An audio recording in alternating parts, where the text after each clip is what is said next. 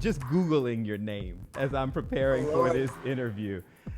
Well, no, because I don't think it's a bad thing, but there's certainly a bunch of things that come out, like the recent situation with Russell Wilson, Yes. where you stepped up and took a pretty hard line. To me, was a sensible, pretty obvious, I would hope, stance, but it was a controversial stance because you put it out there.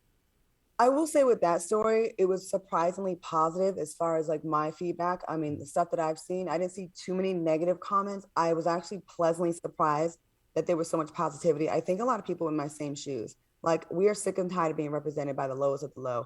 To say that Black people, like we should lose our Blackness or be deemed less Black if we exhibit class or intelligence is such an insult to us kings and queens that we claim we are, right? Yeah. So if we're going to say that we're kings and queens, we can't also turn around and define Blackness by your degree and level of ratchetness, your degree of level of trying to be you're willfully ignorant. I just hate that we have a purity test sometimes with Blackness and how it ties into ignorance sometimes. And that's not everybody, because there's No, absolutely.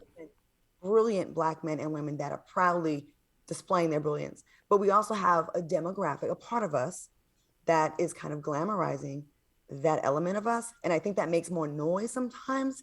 If you go to Europe and they only watch our reality shows, Mm-hmm. they would think that we all behave like that. We're all fighting, we're all wearing these ridiculous lashes and lace front wigs, and we hate each other, we're always throwing drinks in each other's faces. We're defined by that.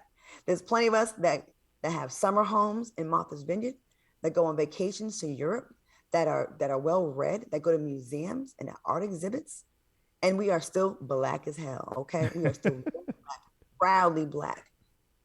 Do you enjoy the opportunity to do this? The opportunity to have the platform to take those hardline stances and counter some of the things? Because it's an opportunity that not a lot of people get, but certainly not a lot of people of color get, to go Mm-hmm. out there and say, no, like I'm not okay with this. And I have a platform to push back against what you're saying.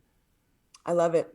And sometimes you feel like you're alone on an island. Like maybe if your co-hosts don't agree with you, or you may see some of the comments coming in on the live. But there's always people that you're the people that do resonate, or what you're saying resonates with them. They'll find you.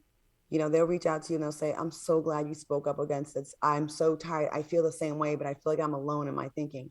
I'm always a champion for the underdog and for justice and for what's right. And I always think you should take I always try to put myself in the other person's shoes too. Like, well, maybe it didn't happen like that. Maybe it's not what it appears to be. Mm-hmm. Because a lot of times things are not what they appear to be.